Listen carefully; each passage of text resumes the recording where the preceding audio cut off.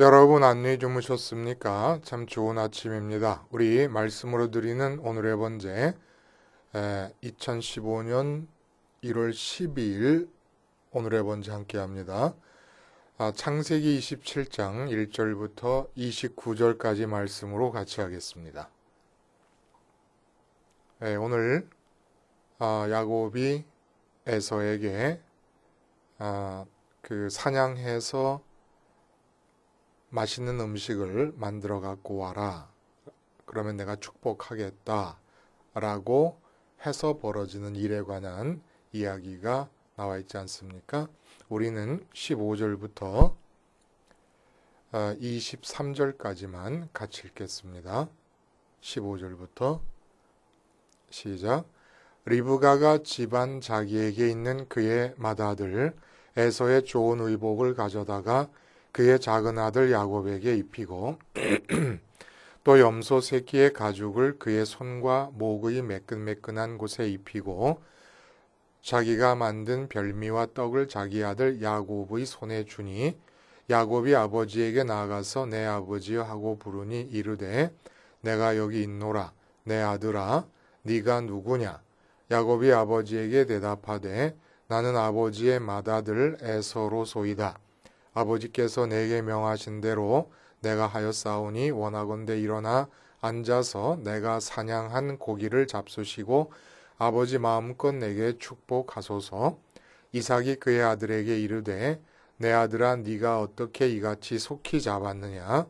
그가 이르되 아버지의 하나님 여호와께서 나로 순조롭게 만나게 하셨음이니이다. 이삭이 야곱에게 이르되 내 아들아 가까이 오라.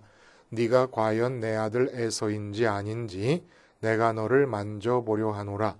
야곱이 그 아버지 이삭에게 가까이 가니 이삭이 만지며 이르되 음성은 야곱의 음성이나 손은 에서의 손이로다 하며 그의 손이 형 에서의 손과 같이 털이 있으므로 분별하지 못하고 축복하였더라. 오늘 우리가 함께 읽은 말씀 중심으로 축복된 삶 침노라는 제목의 하나님 말씀 증거합니다. 지금 어머니 리브가와 야곱이 둘이서 짜고 늙어서 분별력이 많이 없어진 이삭을 속이고 에서에게 축복하려고 했던 이 아버지의 마음에 반해서 이 축복을 가로챕니다. 그러니까 장자의 축복권을 탈취하는데 이 장자의 축복권을 탈취하는 이 행위를 축복된 삶을 침노하는 것이다 라고 말해도 좋을 것 같아서 제목을 축복된 삶의 침노라고 붙였습니다. 침노하면은 우리가 얼른 기억이 나잖아요. 그렇죠? 그 말 뜻은 남의 나라를 불법으로 쳐들어가는 것을 말하는 거 아닙니까? 침략을 당하는 입장에서 보면 불법으로 쳐들어오는 것이고 침략하는 입장에서 보면 남의 나라를 불법으로 쳐들어가는 것인데 아주 유명한 기절이 있지요. 마태복음과 누가복음에 세례 요한의 때부터 지금까지 천국은 침노를 당하나니 침노하는 자는 빼앗느니라 라는 귀절이 있습니다. 또 누가복음 16장에는 바리새인들은 돈을 좋아하는 자라 이 모든 것을 듣고 비유권을 예수께서 이르시되 너희는 사람 앞에서 스스로 옳다 하는 자이나 너희 마음을 하나님께서 아시나니 사람 중에 높임을 받는 그것은 하나님 앞에 미움을 받는 그것이니라 해놓으시고 마태복음 11장 12절과 같은 말씀을 하십니다. 율법과 선지자는 요한의 때까지요. 그 후부터는 하나님 나라의 복음이 전파되어 사람마다 그리로 침입하느니라. 여러분, 왜 주님께서 천국을 침노한다는 단어를 사용하셨을까요? 그냥 요한의 때부터 지금까지 사람들이 천국에 들어오느니라 이렇게 얘기를 하지 않으시고 천국을 침노한다 이렇게 얘기를 합니다. 그러니까 많은 분들이 이 침노한다는 뜻을 아주 열정적으로 천국을 사모하고 그러니까 기본적으로 우리의 침략 행위에 포인트를 맞춰서 이해를 하는 경우가 많아요. 근데 주님께서 이렇게 침노라고 말씀하신 이유는 그 근본적인 뜻이 어디 있겠는가?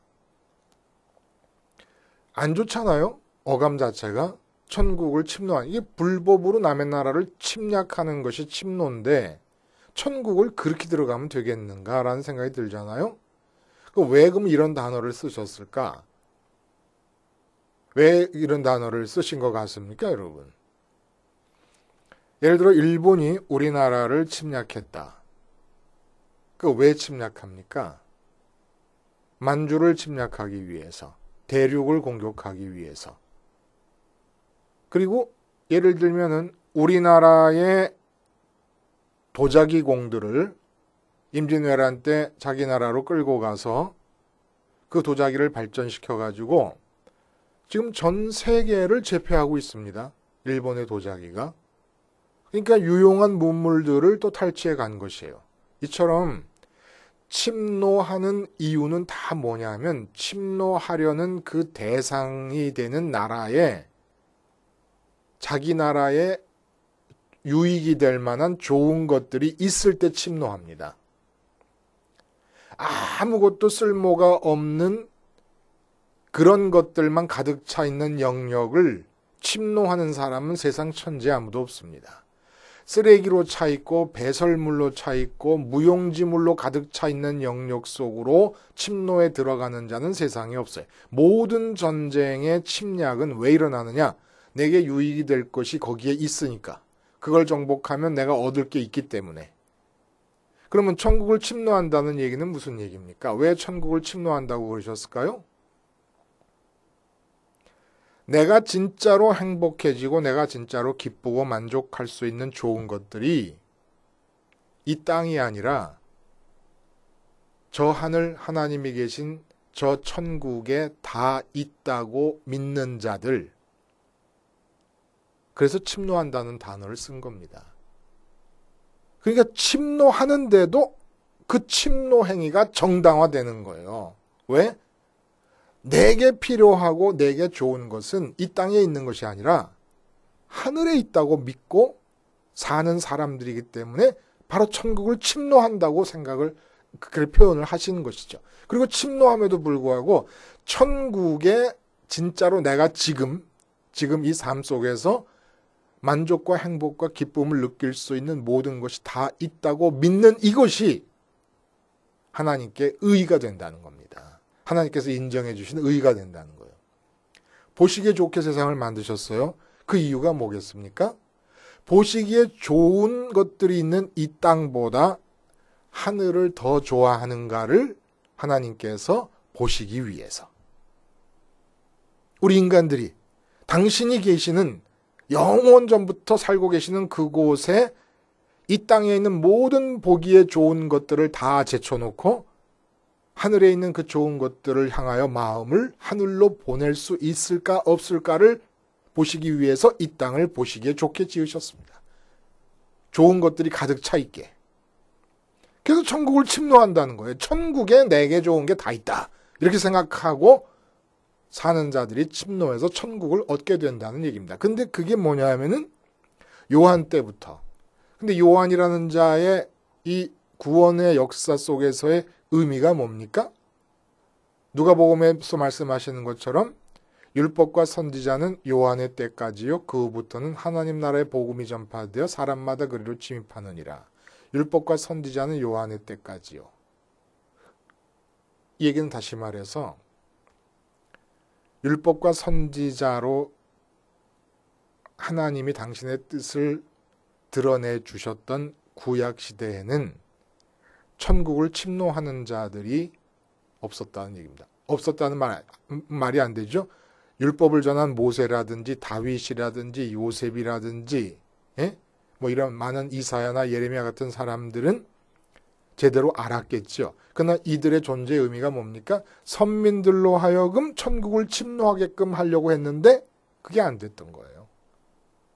그래서 이제 요한의 때까지 그게 안 되다가 예수님 때 천국이 침노되는 일이 일어나게 되는데, 뭐 요즘도 뭐 그게 일어납니까? 솔직히 얘기해서. 근데 하여간 모든 사람들에게 예수님이 오심으로써, 예수님의 십자가 사건이 일어남으로써 천국을 침노할 수 있는 길이 다 열렸다는 거예요. 하늘에 내가 좋은 거 다 있다고 생각하면 십자가에 매달려 죽으라는 얘기입니다. 그러면 진짜 천국에 있는 좋은 것들이 내 것이 된다는 얘기예요. 이 땅에 사는 동안에. 근데 요한 때까지라고 얘기한 게 언제부터라고 얘기할 수 있겠습니까? 선민들의 역사 속에서인데도 천국을 침노하지 못하고 요한 때까지 천국 침노를 못한 상태에서 사는 이 시기가 언제부터 시작한 것 같습니까? 그게 바로 오늘 본문부터 시작되는 거예요.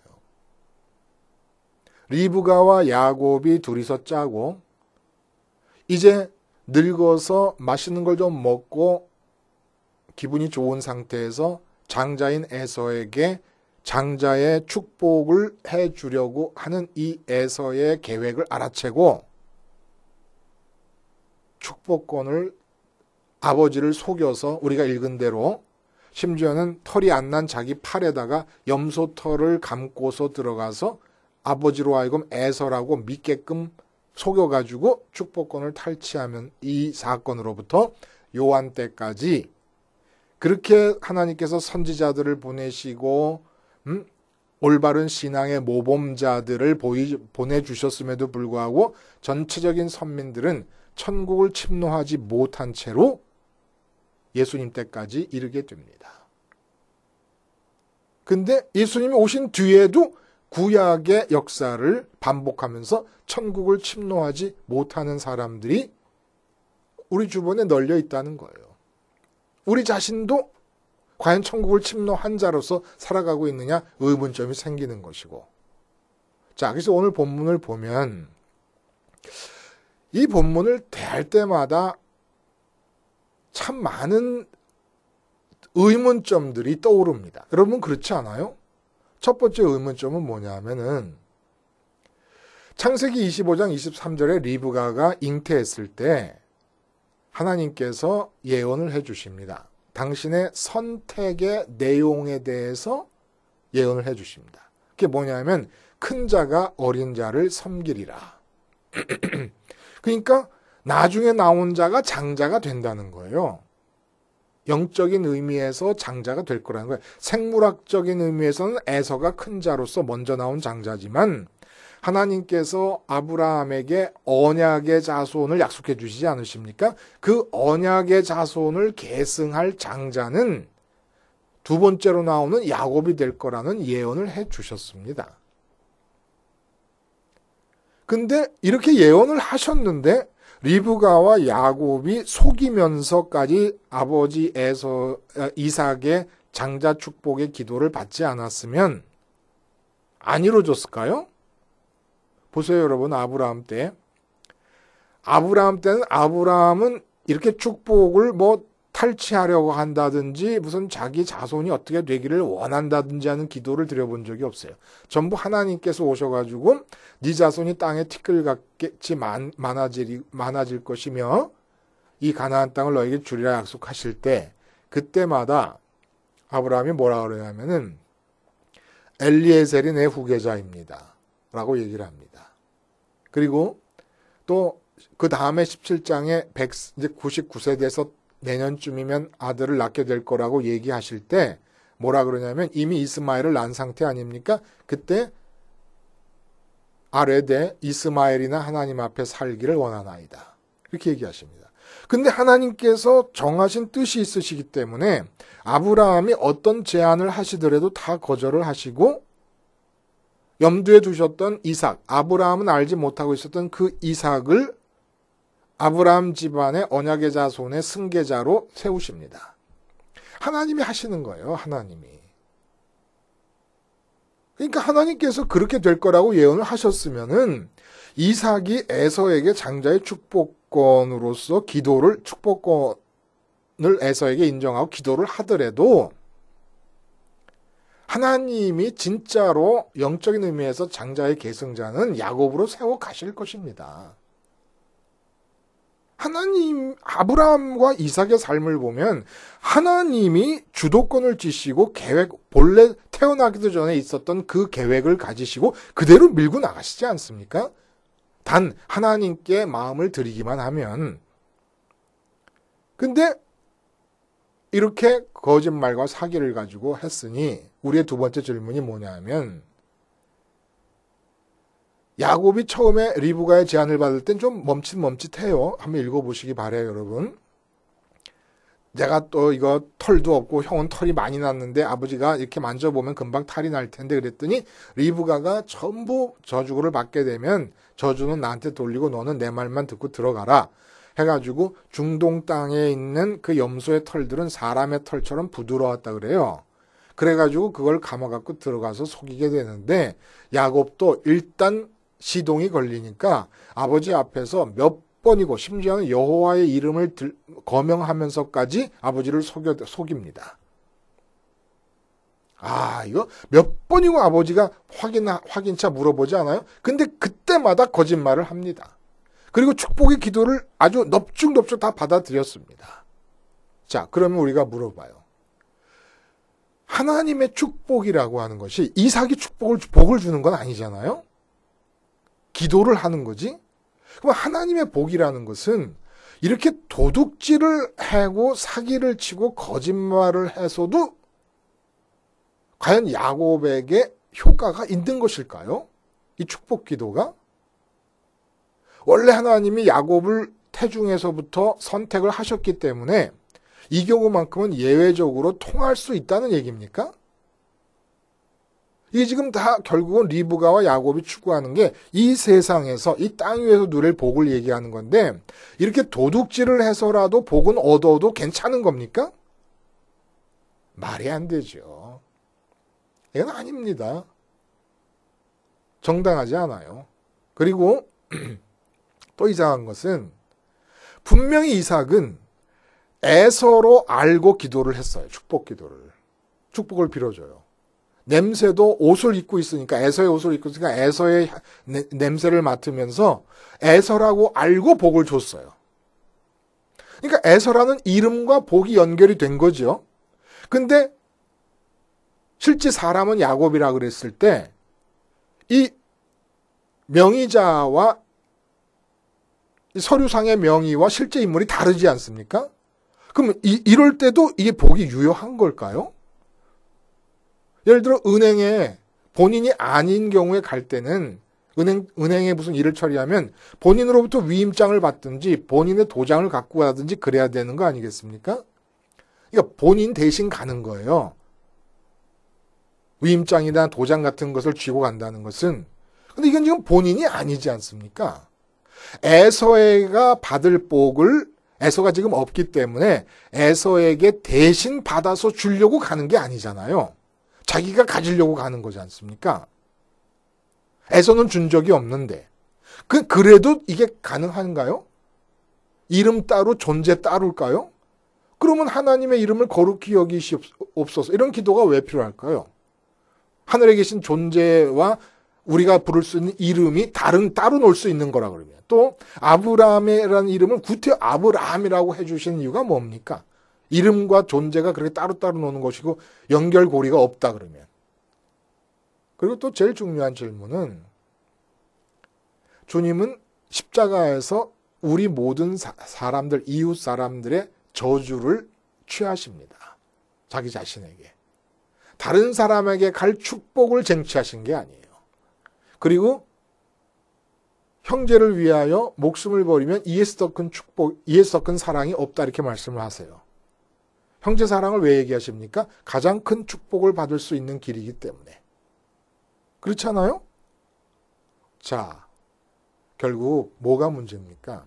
아브라함 집의 장자권, 다른 집의 장자권과 다르게 아브라함 집의 장자권에 대한 오해로부터 시작이 되는 겁니다. 그러니까 리브가와 야곱이 이 아브라함 집의 장자권에 대해서 그 내용이 무엇인가에 대한 오해를 함으로써 그때부터 시작되어진 그 사람들 때문이 아니라 그때부터 시작된 이 축복에 대한 오해의 역사가 요한 때까지 계속되어 온 겁니다. 예수님 직전까지. 그게 뭐예요? 장자권의 내용이 뭡니까? 아브라함 집안의 장자권의 내용이. 천국 침노예요. 천국 침노. 그러니까 외면 특권과 대면 특권이라는 얘기입니다. 내가 좋아하는 것들이 천국이라는 영역에 있다고 믿는 것이 이게 아브라함 집안에서 대대로 내려가는 장자권의 내용입니다. 그래서 이 세상에는 내가 좋아할 것이 없다라고 믿는 것이에요. 배설물이라고 믿어버리는 겁니다. 그게 바로 이 장자권의 참 내용이에요. 그러니까 하늘에 있는 거예요. 그러니까 이 세상에서 얻고 싶은 게 많은 마음을 지금 갖고 있으면은 이 장자권하고 관계없고 에서의 자손이라기보다는 이 축복의 이 하나님의 계획과 겉돌고 있는 겁니다. 지금 겉돌고 있는 거예요. 그런 거 아니에요. 그러면 이삭이 구체적으로 해준 축복의 내용을 보면은 분명히 뭐라 그랬느냐 하면은 28절에 하나님은 하늘의 이슬과 땅의 기름짐이며 풍성한 곡식과 포도주를 내게 주시기를 원하노라. 이건 분명히 땅에서 물질적인 축복을 얘기하는 거 아니냐라고 얘기해요. 이제부터 성경을 이제 이해하는 방법을 바꿉시다, 우리가. 어떻게 바꾸냐 하면은 하늘의 이슬은 비와 같은 효과가 있잖아요. 그러니까 때에 따라 비를 내려주시고 땅이 기름져가지고 풍성한 곡식을 수확하게 해주세요. 또 포도주를 많이 수확하게 해주세요. 분명히 물질의 축복 아닙니까? 근데 이걸 이렇게 이해하면은 지금 우리가 창세기부터 시작되고 있는 성경을 완전히 오해하고 있는 거라는 거예요. 이건 물질 축복의 얘기를 하는 게 아닙니다. 그럼 뭘 얘기하는 거냐? 쉽게 말하면 이렇게 물질을 많이 하나님께서 주셨을지라도 마음이 물질에 취하거나 물질에 빼앗기지 않으면서 지금 현재 언제나 살아계신 하나님께 마음이 드려질 수 있는 사람이 되게 해주세요 라는 내용의 기도라는 겁니다. 많은 사람들이 물질이 풍성해지면서 어떡합니까? 하나님과 연결이 끊어져 버리는 거예요. 물질에 취해버리니까. 사치하고 방탕하고 타락하고 안 사도 될 것들을 돈만 있으면 자꾸 살려고 그러면서 돈 있는 티를 내면서 돈에 먹혀버려요. 그래서 아까 우리가 읽은 누가복음의 16장의 말씀은 천국 침노에 관한 얘기를 바리새인들이 돈을 좋아하는 자라는 얘기와 연결을 시키십니다. 그러니까 오늘 이 축복의 내용은 예를 들어 내가 여러분들이 여러분의 자식을 위해서 축복 기도를 해줍니다. 돈을 많이 벌게 해주세요라고 하는 기도는 그 자식이 선민인 한 하나님께서 그가 선민이라는 사실을 포기하지 않으시는 한 돈을 많이 벌게 해주세요라고 하는 기도는 어떤 의미의 기도냐면 돈을 암만 많이 주실지라도 안 주실 수도 있지만 만약에 하나님께서 돈을 주신다 그럴 때 아무리 돈을 많이 주신다 할지라도 이 아이가 돈에 취하여 마음을 빼앗기지 않고 하나님과의 관계를 유지할 수 있는 그런 사람이 되게 해주세요라는 뜻이라는 얘기입니다. 그래서 그 다음에 나오는 29절의 말씀은 만민이 너를 섬기고 해갖고 복의 근원이 대한 얘기가 나오잖아요. 두 가지 의미가 뭡니까? 물질적인 축복을 주세요라는 기도의 내용은 물질적인 축복이 아무리 주어질지라도 만몬을 섬기지 않고 하나님을 섬길 수 있을 만한 자가 되게 해주시고 그래야 강한 자가 아닙니까? 그건 이제 개인 사람 됨됨이에 대한 영적인 됨됨이에 대한 기도고 그 다음에 나오는 복의 근원은 그런 인간이 되었을 때 이제 비로소 하나님께서 만민을 향하신 당신의 계획을 그 복을 받은 자들을 통해서 이루어 가시옵소서라는 공생애의 기도의 내용이라는 거예요. 첫 번째 물질적 기도는 뭐라고요? 아무리 많은 물질을 주더라도 하나님을 마음에서 잃지 않는 그런 자가 되게 해주시고 그렇게 된 다음에는 만민을 향하신 하나님의 복된 계획들이 이 자를 통해서 일어날 수 있는 그런 복을 허락해 주시옵소서 이 내용이라는 겁니다. 그래서 이제 이 장자권이 이렇게 리브가와 야곱이 오해해서 이 세상에서의 복을 얻는 것인 줄 알고 이 세상에서의 복된 삶을 침노하는 길이 장자권이라고 생각해가지고 그 장자권을 탈취하지 않았습니까? 이러한 이 리브가와 야곱의 노력이 선민들에게서 계속 이어져 내려간다는 겁니다. 그리고 그것이 십자가에서 끊어져 나갑니다. 그러면서 십자가를 붙잡는 모든 사람들에게 참된 의미에서의 장자권이 다 부여되는 거예요. 그게 천국 침노입니다. 그게 바로 천국의 침노라는 거예요. 그리고 그게 바로 장자권이고 선민의 집안에서 내려가는 장자권의 내용이 바로 그것이고 천국 침노. 천국 침노는 왜 침노라는 단어를 썼다고요? 천국이라는 영역에 좋은 것이 다 있는 줄 아는 거예요. 마치 러시아가 알래스카를 미국에 팔아버린 다음에 푼돈에 팔아버린 다음에 얼마나 후회를 합니까? 마찬가지예요. 우리는 천국에 진짜로 내가 누릴 수 있고 가질 수 있는 좋은 게 다 있는데 야곱과 리브가처럼 이 땅에서 좋은 것이 있고 복된 삶이 이 땅의 것들로 채워질 수 있다고 믿고서 이 땅에서 매진하고 있는 거예요. 알래스카를 버리는 겁니다. 푼돈에. 근데 알래스카 땅 밑에 천연가스며 석유며 모든 자원이 어마어마하게 들어있고 그것이 나중에 군사기지로서 얼마나 중요한 위치에 있을 것이라는 것을 알고 있는 자들, 이들이 바로 천국이 얼마나 좋은 거를 알고 있는 자들로서 천국을 사는 것이고 천국을 침노하는 자들인 것입니다. 이게 보여요, 여러분? 지금 천국과 연결되어야만 내가 진정으로 평강할 수 있다는 사실이 믿어집니까? 그럼 천국을 침노하는 자예요. 그리고 침노하는 길이 생긴 것이 바로 십자가입니다. 십자가 사건은 두 가지 의미가 있어요.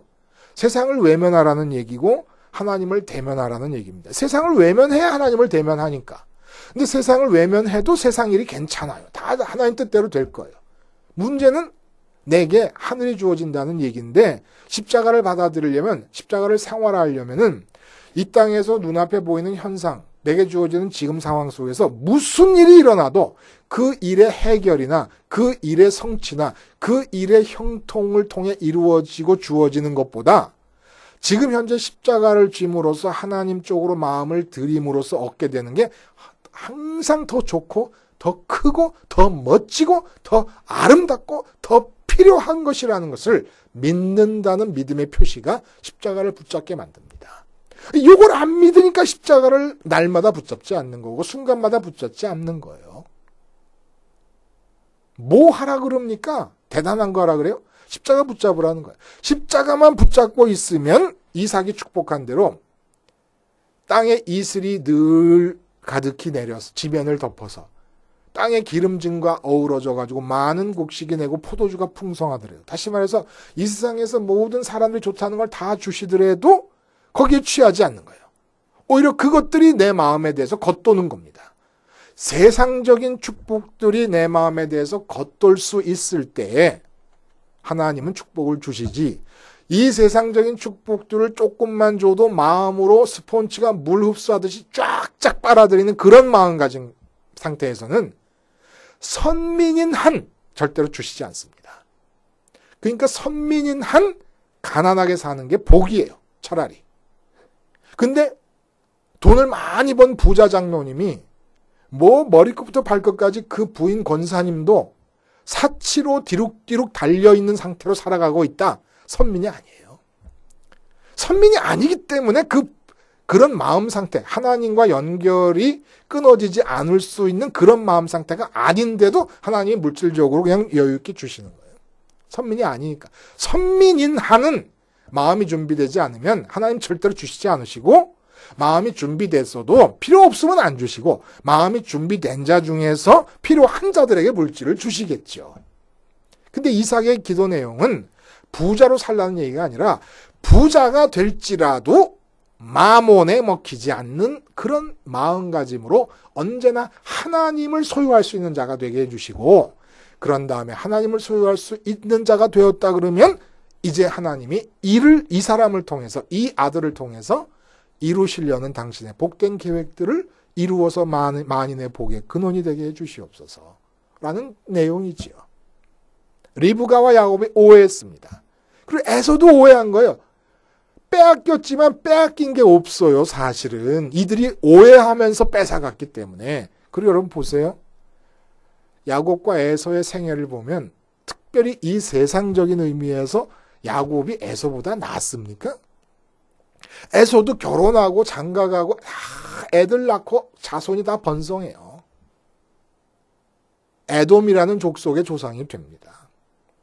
야곱이 난 것은 아무것도 없어요. 야곱이 결국은 130세나 살아가지고 모든 재산을 흉년 때문에 다 탕진해버리고 다 없애버린 다음에 빈털터리로 있을지 없을지도 모르는 요셉에게로 내려갑니다.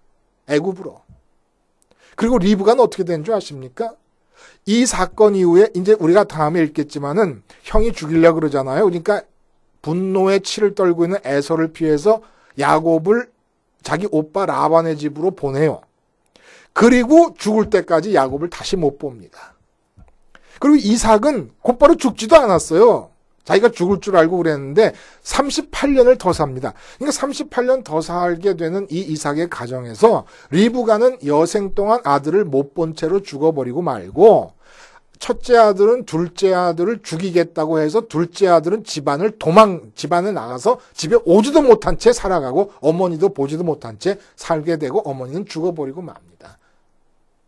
세상 축복을 쫓은 결과예요. 결과가 이렇게 나타난다는 겁니다. 이래도 세상 축복을 쫓아가겠습니까? 마음으로 바라겠습니까? 천국을 침노하는 자들이 될 수 있기를 바라요. 기도하시겠습니다. 하나님 아버지, 십자가 붙잡고 좋은 것들이 가득한 이 세상 외면하고 하나님을 대면함으로써 천국을 침노하는 자가 되게 해주시고 이제부터 하나님께서 마음 놓고 이 땅에서 이루시려는 계획을 이루실 수 있는 복의 근원들이 되게 해주시옵소서. 예수님의 이름으로 기도하옵나이다. 아멘.